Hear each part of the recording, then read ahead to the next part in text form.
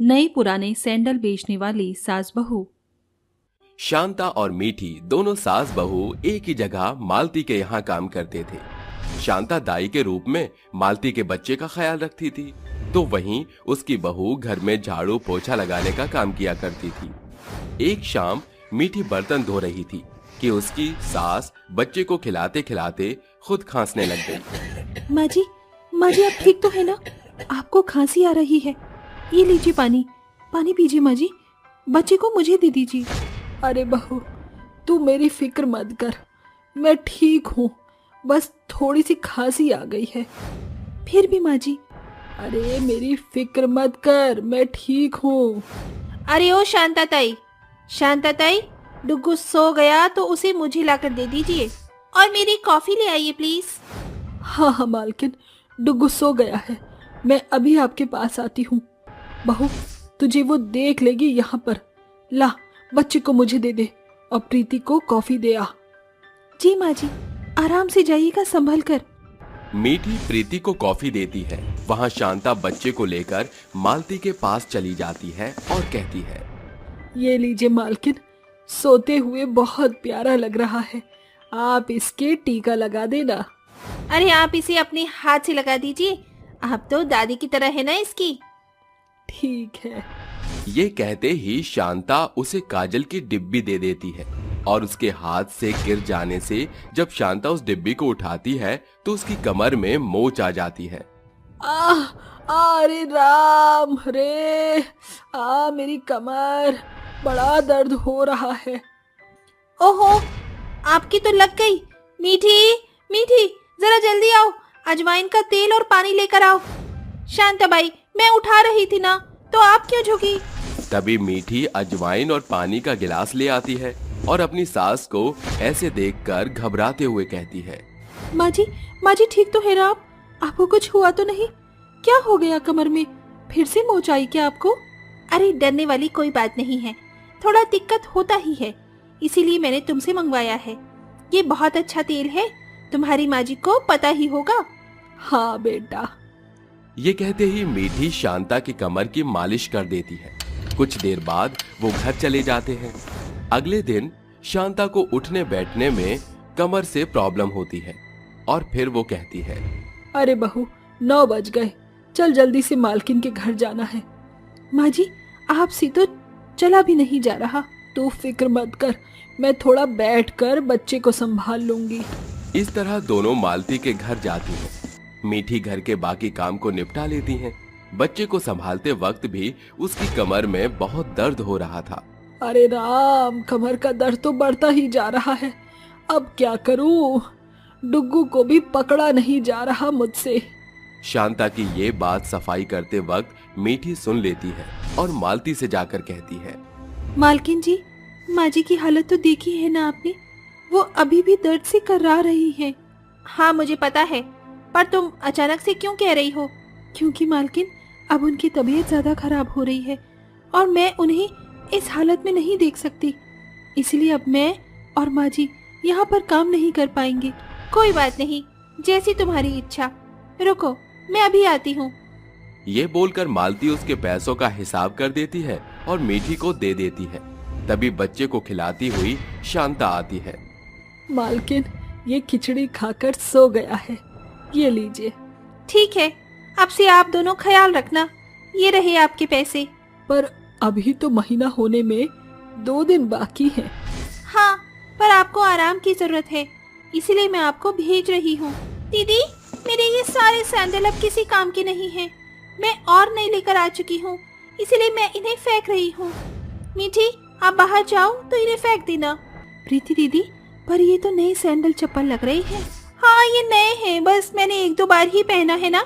फिर भी आप फेंक रही हो? हाँ। शुक्रिया मालकिन, आपने हमें समझा और हमारी बुरी हालत में हमारा साथ दिया। अब हम चलते हैं। चलती हूँ मालकिन, डुग्गू का ख्याल रखना। इस तरह से सास बहू अपने घर आ जाते हैं। इतने सारे जूते चप्पल देखकर मीठी को फेंकने का मन नहीं किया और अपने घर पर लाकर घूरती रहती है। आखिर मीठी इतने सारे सैंडल्स को अपने घर क्यों लाती है? क्या वो उसे कुछ नया करने वाली थी या वो उसे फेंक देती जानने के लिए कहानी में आगे बढ़ते हैं। हम घर तो आ गए, पर अब हमारा घर का खर्चा कैसे चलेगा? और पुराने सैंडलों को घूर क्यों रही है? सोच रही हूँ माँ जी, इनका क्या हो सकता है। और रही बात खर्चा चलाने की, तो माँ जी हम दोनों ने इतनी सेविंग कर ली है कि अब से हमें सबके यहाँ काम करने की जरूरत नहीं है। हम अपना कारोबार शुरू कर सकते हैं, इससे आपको भी तकलीफ नहीं होगी। पर बहू, हम कौन सा कारोबार शुरू करेंगे? माँ जी आइडिया, क्यों ना हम इन जूतों को थोड़ा नया बनाकर इन्हें बेच देते हैं। इस समय काफी पैसे मिल सकते हैं हमें इनसे। और ये जूते ज्यादा नहीं, एक बार ही तो पहने हैं प्रीति मैडम ने। बात तो तू बिल्कुल सही कह रही है। ठीक है माँ जी, मैं इन सैंडलों को सजाने के लिए कुछ चमकीली चीजें लेकर आ जाती हूँ। ये कहते ही मीठी चली जाती है और बाजार से सामान लाकर उन सभी सैंडल्स पर चमकीली और कुछ मोती लगा देती है, जिससे वो और निखर जाती हैं। अगले दिन से दोनों सास बहू उन सैंडल्स को बाजार में बेचने लगती हैं। सैंडल ले लो सैंडल, चमकीले चमकीले सैंडल, मोती वाले सैंडल ले लो। आइए आइए जल्दी से सैंडल खरीद लीजिए। ऐसे सैंडल आपको कहीं नहीं मिलेंगे जो आपके पैरों में चार चांद लगा देंगे। वाह, कितने सुंदर सैंडल लग रहे हैं। ये तो मुझे शोरूम जैसे लग रहे हैं। सुनिए, ये सैंडल कितने के हैं? 200 रुपए जोड़ा है बहन। अरे वाह, ये तो बहुत सस्ता दे रही हो। ऐसा करो, मुझे वो चमकीला ग्रीन कलर में दिखा दीजिए। ये लीजिए, ये तो बहुत ही सुंदर लग रहा है मेरे पैरों में। सुनिए, इसे पैक कर दीजिए। मीठी मोनी को सैंडल दे देती है और उसकी पहली बोनी हो जाती है। उसके सुंदर सुंदर सैंडल्स को देखकर आसपास की लड़कियां बाजारों में आती हैं और उससे सैंडल्स खरीद लेती हैं। तभी फटे कपड़े वाली हाथ में थैला लिए किंजल शांता से कहती है, आंटी, ये सैंडल कितने की है? बहुत सुंदर लग रही है। बेटा 200 की है। इतने पैसे मेरे पास नहीं है, सिर्फ 50 रुपए ही हैं। रहने दीजिए। अरे क्या हुआ, अब लोगी नहीं? ये कहकर वो लड़की उदास मन से चली जाती है। सुबह से शाम हो जाती है। दोनों सास बहू पहले दिन अच्छी बोनी करके घर वापस लौटती हैं। अरे माँ जी, आज तो हमारा काफी अच्छा मुनाफा हुआ है। इतना तो हमने लगाया भी नहीं था इन मोतियों में। हाँ, ये तो है। पर उस लड़की को देखा था, उदास होकर चली गई यहाँ से। मुझे लगता है हमें थोड़े सस्ते सैंडल्स भी बेचने चाहिए। अमीर लोग तो खरीद सकते हैं, पर गरीबों का क्या? बात तो आपने ठीक कही है माँ जी। क्यों ना मैं सस्ते सैंडल चप्पल लाकर उन्हें सजाकर बेचूं? ये कहते ही मीठी बचे हुए पैसों से सस्ती चप्पल और सैंडल ले आती है और उन पर चमकीले मोती, नग और रिबन लगाकर सजा देती है और सास को कहती है, माँ जी, मैंने चप्पल और सैंडल्स को सजाया है। कैसे लग रही हैं ये आपको? अरे वाह, ये तो बहुत सुंदर लग रही है। ये तो बहुत महंगी बेच सकते हैं। लेकिन माँ जी, इसकी कीमत हम सस्ती ही रखेंगे। इस तरह से मीठी ऐसी ही सैंडल्स तैयार कर लेती है और कुछ पुरानी सैंडल्स को भी नया बनाकर अगले दिन बाजार में बेचने लगती है। तभी वही लड़की आती है और सुंदर चप्पल देखकर फिर कहती है, अरे, ये तो उस दिन से भी ज्यादा सुंदर सैंडल हैं, पर ये तो बहुत महंगे होंगे। आइए आइए सैंडल खरीदिए, मात्र 50-50 रुपए में। सुंदर सुंदर चप्पल सैंडल ले जाइए। ये सस्ती और टिकाऊ सैंडल है। अरे वाह, आंटी, नीले रंग की मोती वाली दे दीजिए। ये लो बेटा, तुम्हें पसंद तो आए ना? हाँ, ये लीजिए पैसे। मैं इसे पहनकर ही जाऊंगी अब। ऐसा कहकर किंजल चली जाती है। लड़कियां उस सैंडल्स के लिए दुकान पर आती हैं और केवल आधे घंटे में उसके सारे सैंडल्स खत्म हो जाती हैं। तभी मीठी कहती है, अरे माँ जी, उस दिन से ज्यादा तो हमारी दुकान पर आज भीड़ लगी है। देखिए ना, सारी सैंडल्स खत्म हो गए।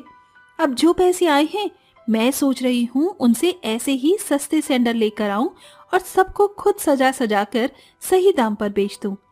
ये तरकीब अच्छी है बहू तेरी। कम से कम दोनों तरह के लोग हमसे सैंडल तो खरीद सकते हैं और पुरानी चप्पल भी रिसाइकल हो जाती है। हाँ माँ जी। इस तरह से दोनों सास बहू की नए पुराने सैंडल खरीदने सब आया करते थे। मीठी इसी तरह मेहनत करती और 2 गुना पैसे भी बचाती। साथ ही पुरानी चप्पल को यूज करके दोबारा प्रयोग में लाती और ऐसे करते करते उन्होंने काफी सारा पैसा कमा लिया था और एक खुशहाल जिंदगी जीने लगे थे। सास बहू का मायावी पेड़। रात का समय होता है। गांव के सभी लोग आराम से अपने घरों में सो रहे थे। तभी गांव से दो औरत अपने घर से आधी रात के समय निकलकर गांव के जंगल की तरफ जाती हैं। अरे बहू क्या कर रही है? अरे जल्दी जल्दी चल, कोई हमें देख ना ले, कहीं हमारी सारी पोल पट्टी इन गांव वालों के सामने खुल ना जाए। अरे तू नहीं जानती, अगर ये बात गांव में से किसी को पता चल गई तो हमारा क्या हाल होगा। अरे माँ जी, गाँव वालों को तो आपकी आवाज से ही पता चल जाएगा, आप चीख क्यों रही हो? अरे आप तो खुद गाँव वालों को इस बात का न्योता दे रही हो। अच्छा चल, ज्यादा मत बोल और जल्दी जल्दी चल, नहीं तो देरी हो जाएगी हमें। वो दोनों गांव के जंगल में पहुंच जाती हैं। वहां एक बहुत बड़ा विशाल पेड़ खड़ा था, लेकिन वो पेड़ होने के बाद भी उसकी पत्तियां काली नजर आती हैं, जिन्हें देखते ही मोना बहुत खुश होती है और अपनी सास से कहती है, माँ जी देखिए, अब हमारा मायावी पेड़ बिल्कुल तैयार है, हमें अब इसका फायदा उठाना चाहिए। हाँ बहू, मैंने कब से इसका इंतजार किया है, जा जल्दी से वो मंत्र पढ़ और इस पेड़ की कुछ पत्तियां तोड़ के ले आ। मोना तुरंत पेड़ की पत्ती तोड़ने के लिए अपने मन में मंत्र का जाप करती है और उस पेड़ की कुछ पत्तियां तोड़ के अपनी सास को दे देती है, जिसके बाद उसकी सास उन पत्तियों को अपने हाथों पर मसलकर सीधा अपने मुंह में निकल जाती हैं, जिसके बाद वो अचानक से जवान हो जाती हैं। ये तो सच में मायावी पेड़ है, मुझे तो समझ ही नहीं आता कि अब ये सब हुआ तो हुआ कैसे। अरे बहू, ये तो हमारी मेहनत का फल है जो हमें मिला है, और बाबा की हमारे ऊपर कृपा, जिन्होंने इसमें हमारा साथ दिया। चल अब एक टोकरी में इस मायावी पेड़ की पत्तियों को तोड़कर इकट्ठा कर ले, कल हम दोनों बहुत माला माल होने वाले हैं। मोना अपनी सास की बात मानकर चुपचाप अपने मन में मंत्र पढ़ना शुरू कर देती है, जिसके बाद वे उस मायावी पेड़ से पत्तियां तोड़ना शुरू कर देती हैं। जिसके बाद दोनों सास बहू वहां से पत्तियां लेकर अपने घर की तरफ निकल जाती हैं, लेकिन ऐसा करते हुए उन्हें वहां का एक आदमी देख लेता है, जिसका नाम बबलू होता है। अरे बाप रे बाप, ये सब क्या कर रही हैं? ये सास बहू यहाँ आधी रात के समय? अरे मुझे तो कुछ गड़बड़ लग रही है। और ये पेड़ इतना अजीब क्यों दिख रहा है? आखिर इस पेड़ का क्या राज हो सकता है? अरे मुझे इसके बारे में पता लगाना होगा। ऐसा सोचकर बबलू वहां से एक तांत्रिक बाबा के पास पहुंच जाता है। वहीं दूसरी तरफ मोना और ममता घर पहुंचकर अगले दिन सुबह का इंतजार करने लगती हैं। बस अब तो मुझे कल के होने का इंतजार है, कल हम दोनों सास बहू अमीर होने की पहली सीढ़ियां चढ़ेंगे। अरे माँ जी, अब सो भी जाओ, कल की बात कल के लिए छोड़ देते हैं। मोना की बात मानकर ममता आराम से सो जाती है। वहीं दूसरी तरफ बबलू तांत्रिक बाबा के पास पहुंच जाता है और उन्हें सब कुछ बता देता है, जिसके बाद तांत्रिक बबलू से कहता है, देखो, जिस मायावी पेड़ के बारे में तुम मुझसे पूछने आए हो वो कोई मामूली पेड़ नहीं है। उसकी पत्तियां काली हैं और उसकी पत्तियों को जो भी खाएगा वो पहले की तरह जवान और अमर हो जाएगा। क्या क्या ये पेड़ किसी को नुकसान भी पहुंचा सकता है? हाँ, अगर कोई बिना मंत्र जाने इस पेड़ के पास जाएगा तो इस मायावी पेड़ से एक भयानक चुड़ैल निकलेगी और वो उसे मार देगी। ये सुनते ही बबलू के रोंगटे खड़े हो जाते हैं, जिसके बाद वो अपने मन ही मन सोचने लगता है, अरे शुक्र है मैं उस पेड़ के पास न जाकर सीधा तांत्रिक बाबा के पास आ गया। लेकिन वो दोनों सास बहू आखिर इस मायावी पेड़ से करना क्या चाहती हैं? तभी अचानक से तांत्रिक बाबा बबलू से कहते हैं, तुम उस चुड़ैल से डर रहे हो क्या? नहीं नहीं, भला भला क्यों? उस चुड़ैल से मैं क्यों डरूंगा? भला उसने मेरा क्या बिगाड़ा है जो मैं उससे डरूंगा? लेकिन मुझे ये समझ नहीं आ रहा बाबा कि आखिर वो दोनों सास बहू मायावी पेड़ की इतनी सारी पत्तियों से आखिर क्या करेंगी? ये बात तो अब तुम्हें वो दोनों सास बहू ही बता सकती हैं। तांत्रिक की ये बात सुनकर बबलू वहां से चला जाता है, जिसके बाद अगले दिन जैसे ही सवेरा होता है वे दोनों सास बहू गांव के सभी लोगों को इकट्ठा करती हैं और उन्हें मायावी पेड़ की पत्तियों के बारे में बताती हैं, जिसे सुनकर गांव के सभी उन पत्तियों पर आकर्षित हो जाते हैं और उन दोनों से कहते हैं, अरे इस बात का क्या भरोसा है कि अगर हम इन पत्तियों को खा लेंगे तो हम अमर हो जाएंगे? मुझे तो ये दोनों सास बहू पागल लगती हैं, इनकी बातों पर भला भरोसा कैसे करें? अरे अगर ये सच में मायावी पेड़ की पत्तियां हैं तो हमें इनका जादू दिखाओ, तभी तो हम इन्हें खरीदेंगे। उर्मिला तुम बिल्कुल ठीक कहती हो। तभी वहां पर एक 80 साल की बूढ़ी औरत आती है और कहती है, चलो ठीक है, मैं एक पत्ती खाऊंगी, उसके बाद इस बात का यकीन हो जाएगा कि ये पत्तियां मायावी पेड़ की हैं। अरे हाँ हाँ, क्यों नहीं, ये लो, मैं ही तुम्हें खिलाती हूँ इस मायावी पेड़ की पत्तियों को। इतना कहने के बाद ममता कुछ पत्तियों को अपने हाथों में मसल कर उस बूढ़ी औरत को खिला देती है, जिसके बाद वो बूढ़ी औरत बिल्कुल जवान और सुंदर बन जाती है। उस बूढ़ी औरत की जवानी वापस आ जाती है। ये सब देखकर गांव के सभी लोग अचंभित रह जाते हैं, जिसके बाद गांव का हर एक आदमी उन पत्तियों को खरीदने के लिए पागल हो जाता है। जिसके बाद मोना और ममता दोनों उन पत्तियों को हीरो की कीमत पर बेचना शुरू कर देती हैं। अरे आओ आओ आओ और अमर होने की पत्तियां लेकर जाओ, अब तो इस गांव का हर एक आदमी जवान के साथ अमर हो जाएगा। रात होते होते ममता और मोना सभी पत्तियां बेच देती हैं, जिसके बदले उन्हें करोड़ों का फायदा होता है। इतना पैसा एक ही दिन में कमाकर वो दोनों बहुत खुश होती हैं। जिसके बाद आधी रात होते ही वो दोनों फिर से मायावी पेड़ के पास जाती हैं। जैसे ही मोना अपने मन में मंत्र पढ़ना शुरू करती है, वहां बबलू पहुंच जाता है, जिसके बाद वो उसे ये करने से रोकता है। अरे रुक जाओ, तुम ये ठीक नहीं कर रही हो। तुम्हारी वजह से गांव के सभी लोग मुसीबत में हैं। तुम्हारी उस मायावी पेड़ की पत्तियों ने उन्हें खोखला कर दिया है। बबलू गांव के सभी लोगों की हालत उन दोनों सास बहू को बताता है, जिसे सुनने के बाद उन दोनों को बहुत दुख होता है और वो दोनों पछतावा करने लगती हैं। हमसे बहुत बड़ी गलती हो गई है, हमें ऐसा नहीं करना चाहिए था। हाँ, हमने अपने फायदे के साथ नुकसान पर तो ध्यान ही नहीं दिया। तभी उस पेड़ के अंदर से चुड़ैल निकलकर बाहर आती है और उन दोनों सास बहू से कहती है, अब तुम दोनों को इस गलती की सजा भी मिलेगी, क्या तुम सजा के लिए तैयार हो? चुड़ैल के इतना कहते ही वो दोनों सास बहू बहुत बुरी तरह घबरा जाती हैं और वहां से भागने की कोशिश करती हैं, लेकिन चुड़ैल उन दोनों को पकड़ लेती है, जिसके बाद वो उन दोनों को खा जाती है। चुड़ैल बबलू को भी खाने ही वाली थी, लेकिन तभी बबलू अपने मन में एक मंत्र का जाप करता है, जिसके बाद चुड़ैल वापस पेड़ में चली जाती है।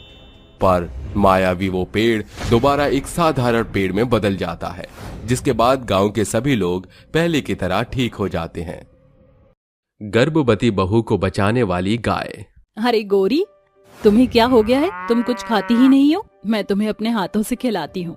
योगिता चारा उठाती है और अपनी प्यारी गाय गोरी को खिलाने लगती है। योगिता अपनी गाय से बहुत प्यार करती है। पता है गोरी, इस दुनिया में तुम्हारे सिवा और कोई नहीं है जो मुझे समझे। मैं जब भी तुमसे बात करती हूँ मेरा दिल बहुत हल्का हो जाता है। पता है तुम्हें, आज मैं बहुत उदास हूँ।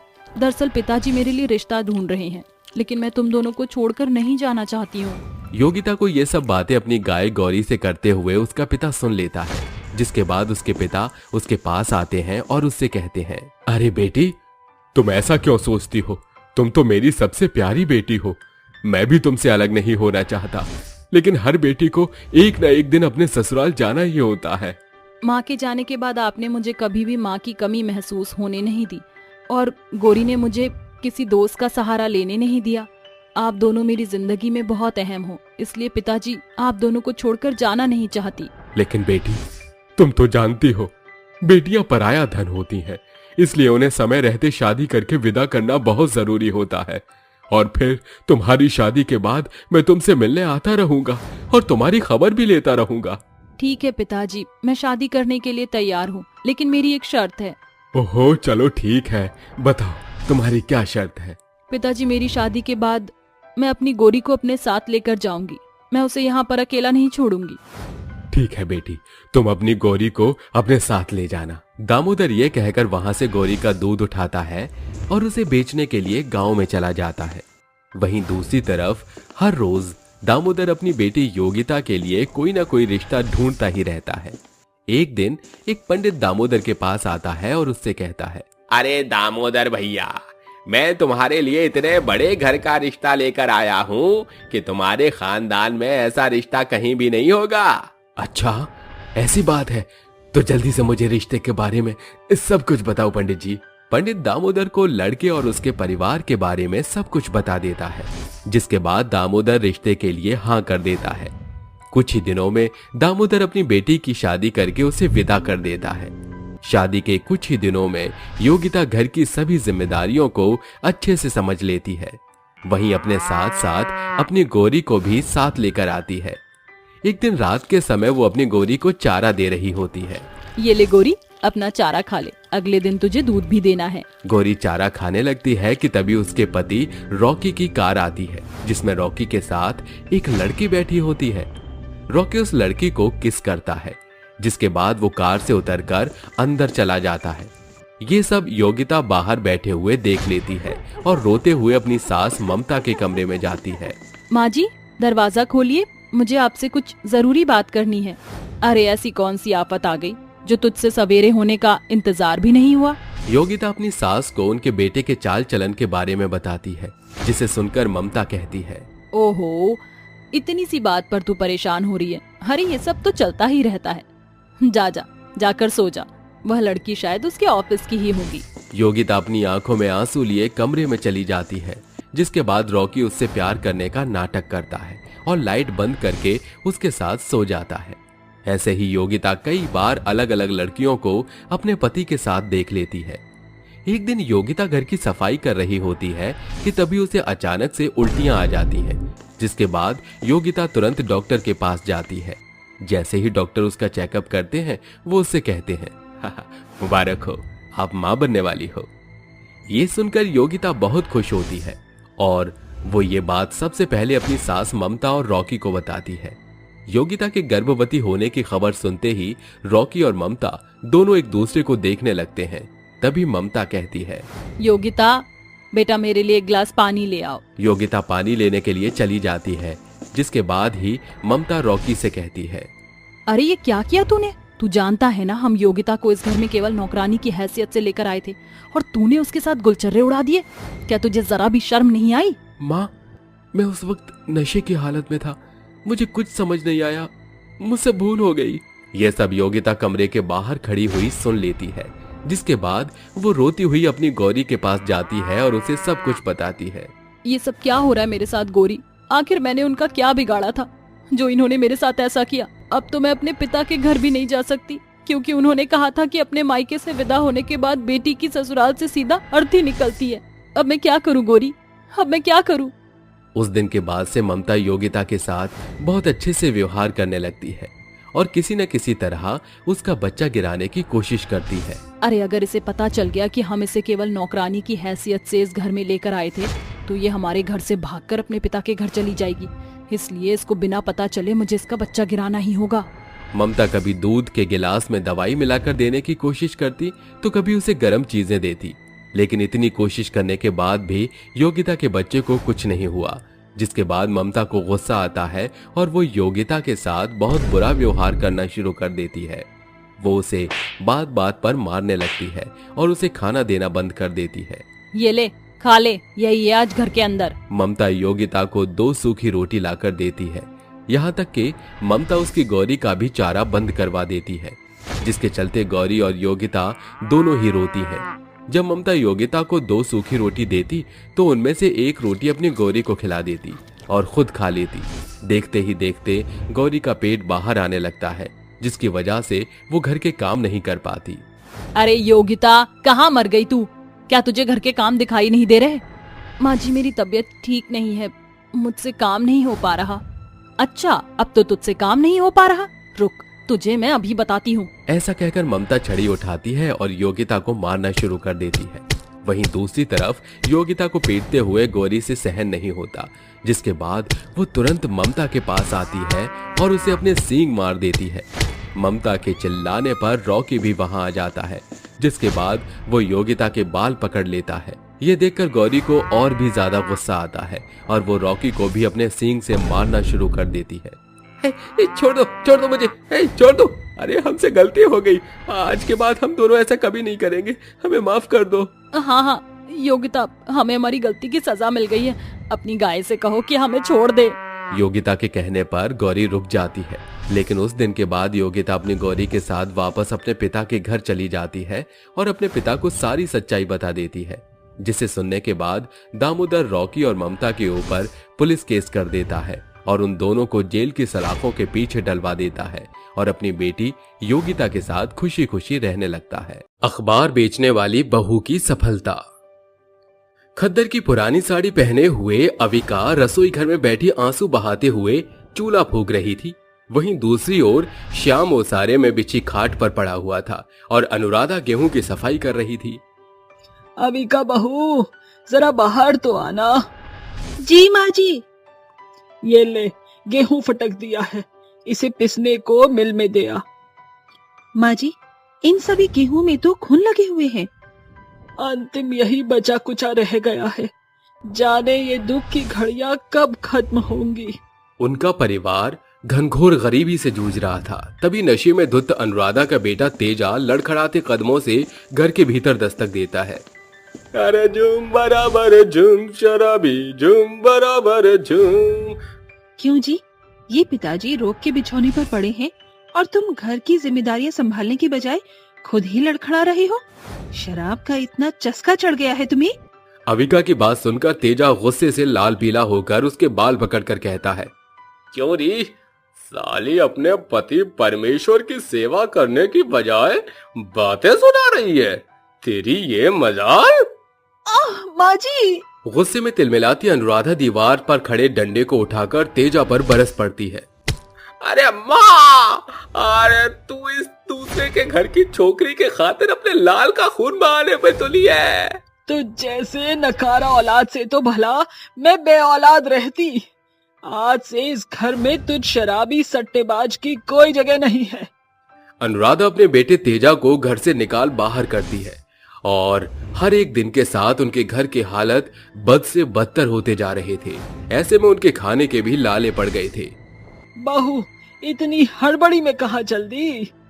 माँ जी, मैं लाज का दामन थामकर अब और नहीं बैठ सकती। मुझसे घर की ये दुर्दशा नहीं देखी जाती, इसीलिए मैं काम तलाशने जा रही हूँ। रुक जा बहू, मैं भी तेरे संग चलूंगी। दोनों सास बहू भूखे प्यासे काम की तलाश में निकल पड़ती हैं, मगर अफसोस उनके हाथ कुछ नहीं लगता। वो धीमी कदमों से सड़क पर चलने लगती हैं। तभी एक अखबार बेच रहे युवक की बुलंद आवाज उनके कानों तक पहुंचती है। आज की ताजा खबर, आज की ताजा खबर, देश की अर्थव्यवस्था में छाया नया बदलाव। आज की ताजा खबर। उसी पल अविका की नजर एक अखबार के कारखाने पर पड़ती है और अगले ही पल वो कारखाने में आती है। जी कहिए। जी, हम सास बहू काम के सिलसिले में यहाँ आए हैं। अगर कोई काम मिल जाता तो बड़ी मेहरबानी होगी आपकी। जी, मगर उसकी खातिर मुझे ये जानना होगा कि कितनी सक्षम हैं आप? जी, मैं इंटर तक पढ़ी लिखी हूँ, हिंदी बखूबी जानती हूँ और अंग्रेजी भी काफी हद तक समझ बूझ लेती हूँ। जी, आपकी खातिर एक वैकेंसी खाली है। साहब, मुझ बूढ़ी अनपढ़ के लिए भी यहाँ अगर कोई छोटा मोटा काम हो तो बताइए। माफ कीजिएगा माता जी, ये अखबार का कारखाना है जिसमें साक्षरता दर लाजमी है, मगर हमारे बावर्ची खाने के खातिर एक चाय पानी बनाने वाले की उपलब्धि खाली है। चलेगा साहब। अविका जी, आप चाहे तो अभी से काम शुरू कर सकती हैं। दोनों सास बहू अपने अपने कामों में जुट जाती हैं। अविका कुछ ही पल में अखबार से जुड़े तमाम काम को पूरी तरह दिमाग में बैठा लेती है। दोनों देर शाम तक काम करती हैं। हाँ, वैसे काम के प्रति आप दोनों की सच्ची लगन सराहनीय है। ये लीजिए आप दोनों के पैसे। साहब, आप मुझे नौकरी से खदेड़ रहे हैं क्या, जो आज ही पैसे थमा रहे हैं? अरे नहीं नहीं, आप दोनों का काम तो काबिले तारीफ, मगर आज महीने का अंतिम तारीख है, इसलिए ये एक रोज का पगार रखिए। कल कारखाने में महीने के पहले दिन से आपकी नए सिरे से शुरुआत होगी। मिले हुए पैसे से वो कुछ मात्रा में राशन इत्यादि खरीद कर घर आती है। अविका खाना बनाने लगती है और अनुराधा अपने बीमार पति से रोते हुए कहती है, सुनो जी, मुझे और बहू को एक अखबार के कारखाने में काम मिल गया है, तो कल से हमें आने में सांझ हो जाएगी। भोर को दोनों सास बहू सारा काम धाम निपटाकर समय से पहले कारखाने पहुंच जाती हैं। अविका, तुम्हारे काम में थोड़ा बदलाव कर दिया गया है। मैं तुम्हें प्रतिदिन 100 अखबार बेचने का टारगेट दूंगा, जो तुम्हें हर हाल में पूरा करना होगा। इसी आधार पर पगार निश्चित होगी। जी सर, मैं बेचूंगी। अखबार के इस कारखाने की ओर से उसे एक साइकिल और अखबार का बंडल दिया जाता है। अविका रास्ते में जाते हुए कहती है, ए सरस्वती माँ, ये कैसी असमंजसता है। मैंने आज से पहले कभी अखबार पढ़ा भी नहीं था और आज अखबार बेचना है। अविका अखबारों के बंडल को साइकिल की पिछली सीट से बंधे एक रिहायशी इलाके में आकर बुलंद आवाज में कहती है, आज की ताज़ा खबर, बढ़ती मुद्रास्फीति में घटाव। ऐसे ही मिर्च मसाले वाली रोचक खबरें पढ़ने के लिए खरीदे मात्र 2 रुपए में एक अखबार। किरण नाम की एक महिला झरोखे से देखती हुई उसे रोककर कहती है, अरे ओ अखबार वाली, 4 अखबार लिया ना। अविका बंडल से 4 अखबार निकालकर उसे थमा देती है। 8 रुपए हुए हैं साहब। अखबार के बिना तो मानो सुबह शुरू ही नहीं होता। अच्छा सुनो, कल से रोजाना 4 अखबार लेकर आना। मालकिन, एक जन की खातिर इतनी दूरी बहुत बढ़ जाएगी। अगर 2-4 जन अखबार खरीदने में भागीदारी दिखाएं तो मुझ गरीब की नौकरी सुरक्षित रहेगी। अरे 2-4 क्या, कल तुम 50 अखबार इकट्ठे लाना, मैं हूँ ना। इस तरह अविका हर दिन 100 अखबार बेचने का टारगेट समय से पहले पूरा कर लिया करती थी, जिससे महीने भर में ही उसकी पगार दुगनी कर दी गई। और फिर एक सुबह, मेरे प्यारे दोस्तों, जैसा कि हमारे अखबार का कारखाना सालों से प्रथम श्रेणी में आ रहा है, मगर कुछ दिनों से अब इसका दबदबा घट रहा है। तो इनमें ऐसा क्या बदलाव भरा जाए? तो कोई अपनी राय देना चाहता है? सर, मैं कुछ कहना चाहूंगी। हमारे अखबार की खबरों में वो बात नहीं है जो जनता चाहती है। जैसे कि इस 8 पन्नों के अखबार में अगर हम शुरुआती के 2 पन्ने देश की बागडोर से शुरू करें और फिल्मी जगत की खबर को भरें और अंतिम पन्ने पर खाने की विधि जैसी खबरें इसमें भर दें तो इसमें चौगुना मुनाफा होगा। वो कैसे अविका? सभी पन्नों में एक ही खबर अखबार की रोचकता को घटाता है और अग्रसर करता है, मगर जब अखबार के 8 पन्नों में खाना, पहनावा, मसालेदार खबरें इत्यादि शामिल होंगे तो सभी तबके के लोग इसे खरीदने और पढ़ने में रोमांच दिखाएंगे। अखबार के प्रति अविका का भारी रुझान देखकर तालियों की गड़गड़ाहट गूंज उठती है। वेल डन अविका, आज से तुम पूरी तरह से इस अखबार कारखाने की मैनेजर हो। मुबारक हो बहू, आज तुझे अखबार के कारखाने में बड़ा पद मिला है। माँ जी, मैं उस पद से कहीं ऊपर की सोच रही हूँ, जहाँ मेरी आंखों के सामने मेरी माँ समान सास को नौकर के जैसे कामकाज न करना पड़े। कुछ ही महीने बाद जोड़े गए पैसे से अविका एक न्यूज प्रिंटिंग का दफ्तर खोलती है और इश्तहार के द्वारा एडिटर्स को हायर करती है। मुझे आप सभी से सैकड़ों उम्मीद है। इस दफ्तर में आप सभी का योगदान ही हमको सफल बनाएगा। जहां दोनों सास बहू अपने नए खुले अपने अखबार के कारखाने में दिन भर काम करती, वहीं अविका रात के अंधेरे में अपनी सास को पढ़ाया करती थी। अनुराधा ने अखबार के प्रति इतना पक्का रुझान से सब सीख लिया। शुरुआती दिनों में दोनों सड़कों के बीच अखबारों को बेचा करती थी। आज की ताजा खबर पढ़िए, मात्र 2 रुपए के निम्न शुल्क पर देश से जुड़े तमाम खबरें। देश, सेहत, राशि, खान पान से जुड़े तमाम खबरें बारीकियों के साथ पेश है 2 रुपए के अखबार में। गुजरते हर दिन के साथ दोनों सास बहू के अखबार का कारखाना सुर्खियों में छाने लगता है। कुछ ही महीने की मेहनत उन्हें बड़ी सफलता को दर्शाती है। दोनों के अखबार की गुणवत्ता और खबरें उन्हें प्रथम श्रेणी का पद दिलाती हैं। अब उनके घर के हाल पहले जैसे नहीं रहे। श्याम भी पूरे तौर पर भला चंगा हो गया और तेजा ने भी नशे के दलदल से खुद को छुड़ा लिया और इस तरह चारों अखबार के कारखाने में संलग्न होकर काम करते रहे। तो ये थी हमारी अखबार बेचने वाली सास बहू की अनोखी सफलता की कहानी। चुड़ैल का घमंडी आम का पेड़। रात का समय होता है। गांव के सभी लोग अपने घरों में सो रहे थे। इतनी रात के समय एक जंगल के अंदर एक बहुत ही भयानक चुड़ैल एक आम के बहुत बड़े पेड़ पर बैठी थी और अपने पैर हिला रही होती है। उस आम के पेड़ पर बहुत बड़े बड़े रसीले रसीले आम होते हैं जिसके मुंह बने होते हैं। चुड़ैल आमों से कहती है, अरे मेरे आमो, मेरे पेट में तो गुड़गुड़ हो रही है, लगता है बहुत जोरों से भूख लगी है। अरे मेरे प्यारे आमो, जरा मैं जा रही हूँ, अपना ख्याल रखना और किसी को भी एक भी आम तोड़ने मत देना। चिंता करने की कोई जरूरत नहीं है, हमारे आम को कोई छू भी नहीं सकता। अगर कोई छुएगा तो उसका हम बहुत बुरा हाल कर देंगे। ये सुनने के बाद चुड़ैल जानवरों का शिकार करने के लिए जंगल में यहाँ वहाँ चली जाती है। चुड़ैल के जाते ही जंगल की तरफ गांव से जंगल में दो आदमी आ रहे होते हैं। अरे यही सही वक्त है कल के लिए लकड़ियां काट लेने का। अरे जैसे ही सुबह होगी गांव के सभी लोग जंगल में आ जाएंगे, जिसके बाद हमें सूखी लकड़ियां नहीं मिल पाएंगी। अरे भाई तुम बिल्कुल सही कहते हो, अगर अभी लकड़ियां काट कर रख लेंगे तो कल के लिए बहुत आसानी हो जाएगी। प्रमोद और हरिया दोनों लकड़ी काटने के लिए जंगल में पहुंच जाते हैं। लकड़ी काटते काटते वो घमंडी आम के पेड़ तक पहुंच जाते हैं। जैसे ही उन दोनों की नजर आम के पेड़ पर पड़ती है वो उसे देखते रह जाते हैं। अरे वाह भाई वाह, ये तो नहले पर दहला। देखो देखो तो यहाँ कितना बड़ा आम का पेड़ लगा हुआ है। हाँ हाँ क्यों नहीं, सही कह रहे हो, चलो लकड़ियों के साथ साथ आम भी तोड़ कर ले जाते हैं। जैसे ही हरिया और प्रमोद पेड़ पर से आम तोड़ रहे होते हैं, उन आमों के मुंह निकल आते हैं, जिसके बाद वो आम कहते हैं, हमें तोड़ने की कोशिश भी मत करना, नहीं तो हम तुम्हारा वो हाल करेंगे जो तुमने कभी सपने में भी नहीं सोचा होगा। हरिया और प्रमोद ये देखकर बहुत अचंभित रह जाते हैं। अरे ये सब क्या हो रहा है? मैंने तो आज शराब भी नहीं पी, पर मुझे ये आम बोलते नजर कैसे आ रहे हैं? क्या आम भी बातें करते हैं? अरे प्रमोद भाई, ये सिर्फ तुम्हें ही नहीं मुझे भी बोलते हुए नजर आ रहे हैं। ये आम सच में बोल रहे हैं। अरे वाह, ये तो अनोखे आम है, इन्हें तो हमें तोड़ना ही चाहिए। अरे तुम्हें हमारी बात सुनाई नहीं देती? अगर तुमने हमें तोड़ दिया तो तुम्हारा अंजाम अच्छा नहीं होगा।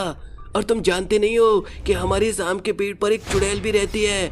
अगर उसे पता चल गया तो वो तुम दोनों को जिंदा नहीं छोड़ेगी। आज के जमाने में भला चुड़ैल हैं? चुड़ैलें भी होती है क्या? ये सब फालतू की बातें हैं। प्रमोद हंसने लगता है और हंसते हुए कहता है, जब तू मेरे पेट में जाएगा तो अंजाम एक ही होगा। मुझे तुझे खाने में बहुत मजा आएगा। चलो इन्हें तोड़कर रख लेते हैं, क्या पता इनकी भयानक चुड़ैल यहाँ लौट आए और हमें खा जाए। ऐसा कहकर वो दोनों घमंडी आमों का मजाक उड़ाने लगते हैं। हरिया और प्रमोद दोनों घमंडी आम के पेड़ से कुछ आम तोड़कर रख लेते हैं और उन्हें अपने साथ अपने घर ले जाते हैं। जिसके बाद चुड़ैल अपना शिकार करके जैसे ही वापस अपने घमंडी आम के पेड़ पर पहुंचती है तो उसे उसके कुछ घमंडी आम पेड़ पर से गायब दिखाई देते हैं। जिसके बाद उसके बाकी के बचे हुए घमंडी आम उसे प्रमोद और हरिया के बारे में सब कुछ बताते हैं। तुम्हारी लापरवाही की वजह से दो लोग आए और हमारे कुछ साथियों को तोड़ कर ले गए। अब तुम क्या करोगी? अच्छा, इन लोगों की इतनी हिम्मत। अभी मैं इनकी खैर खबर लेती हूँ। मैं इनका वो हाल करूंगी जो इन्होंने कभी सपने में भी नहीं सोचा होगा। ऐसा कहकर चुड़ैल अपनी शक्तियों का इस्तेमाल करती है, जिसके बाद वो सभी घमंडी आम चलते चलते वापस से चुड़ैल के पास आ जाते हैं। तुमने हमें तो यहाँ बुला लिया, लेकिन उन दोनों का क्या? तुम उन्हें ऐसे ही छोड़ दोगी? उन्हें उनकी सजा मिलनी चाहिए। उन्होंने हमें तोड़ा है, इसका भुगतान तो उन्हें करना ही होगा। अरे मेरे घमंडी आम, तुम चिंता क्यों करते हो? जो उन्होंने तुम्हारे साथ किया है उन्हें उसकी सजा जरूर मिलेगी। ऐसा कहकर चुड़ैल प्रमोद और हरिया के घर पहुंच जाती है। जिसके बाद चुड़ैल सबसे पहले हरिया को जान से मारती है और उसके बाद प्रमोद को भी मार देती है। जब वो वापस अपने घमंडी आम के पेड़ पर आकर बैठती है तो सभी घमंडी आम खुशी से उसे देखने लगते हैं। अरे वाह चुड़ैल, ये हुई ना चुड़ैलों वाली बात। बस इसी तरह हमारी रक्षा करती रहो। ऐसे ही जब भी कोई उन घमंडी आमों को तोड़ता तो वो घमंडी आम वापस से चलकर उसी पेड़ पर लग जाते हैं और चुड़ैल तोड़ने वालों को जान से मार देती है। ये बात गांव में चारों तरफ फैल जाती है और सभी आपस में बातें करने लगते हैं। अरे भाई, हमारे गांव के जंगल में एक घमंडी आम का पेड़ है और उसके ऊपर एक बहुत भयानक चुड़ैल भी है और उस चुड़ैल ने हमारे गांव के कई लोगों को मार दिया है। वो चुड़ैल किसी को भी नहीं छोड़ रही है। उसने मेरे पति प्रमोद को भी मार दिया। ऐसा कब तक चलता रहेगा? हमें उस चुड़ैल और घमंडी आम के पेड़ का कुछ तो करना ही होगा। अरे लेकिन इसमें हमारी मदद कौन करेगा? मैं एक तांत्रिक बाबा को जानता हूँ, वो हमारी मदद जरूर करेंगे। तभी भूपेश तांत्रिक बाबा को लेने के लिए निकल जाता है। धीरे धीरे शाम होने लगती है। शाम होते ही भूपेश तांत्रिक बाबा को ले आता है। जिसके बाद गांव के सभी लोग तांत्रिक बाबा के साथ जंगल में चुड़ैल के घमंडी आम के पेड़ के पास पहुंच जाते हैं। आम के पेड़ को देखकर तांत्रिक अपने मन में मंत्र का जाप करने लगता है। ओम ह्रीं क्लीं चामुंडाय विच्चे फट फट स्वाहा। ओम ह्रीं क्लीं चामुंडाय विच्चे फट फट स्वाहा। तांत्रिक के मंत्र को सुनते ही चुड़ैल पेड़ के अंदर से निकलकर बाहर आती है और तांत्रिक से कहती है, क्यों रे तांत्रिक, तू यहाँ क्यों आया है? क्या चाहता है तू मुझसे? देख चुड़ैल, तूने इन गांव वालों को बहुत परेशान कर लिया।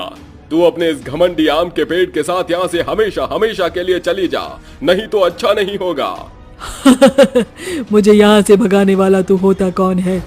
तुझे तो मैं अपनी एक उंगली से यहाँ से उठाकर फेंक दूंगी। अगर तुझे अपनी जान प्यारी है तो यहाँ से चला जा, नहीं तो बहुत बुरा होगा। चुड़ैल, तेरी इतनी हिम्मत कि तू एक तांत्रिक बाबा को ललकारे। लगता है कि तू ऐसे नहीं मानेगी। जब सीधी उंगली से घी ना निकले तो उंगली को टेढ़ा करना पड़ता है। चुड़ैल, तू मुझे बहुत हल्के में ले रही है। रुक, तुझे मैं अभी बताता हूँ। तभी तांत्रिक एक डंडे से चुड़ैल को मारना शुरू कर देता है। इतनी मार खाने के बाद चुड़ैल तांत्रिक से कहती है, अरे तांत्रिक, बस कर, रुक जा, मुझे बहुत जोरों से लग रही है। अरे रुक जा, मैं अब इन गांव वालों को परेशान नहीं करूंगी, लेकिन मैं इन घमंडी आम का कुछ नहीं कर सकती। ये मेरे काबू में नहीं है। अच्छा, तो ये बात है। रुको, मैं बताता हूँ इनका क्या करना है। तभी तांत्रिक बाबा अपनी लुटिया में से पवित्र गंगा जल निकालकर पेड़ के ऊपर छिड़क देता है, जिसके बाद घमंडी आम का पेड़ जलने लगता है। उसके जलते ही चुड़ैल भी जलकर राख हो जाती है और चुड़ैल को उसके घमंडी आम के पेड़ के साथ साथ मुक्ति मिल जाती है।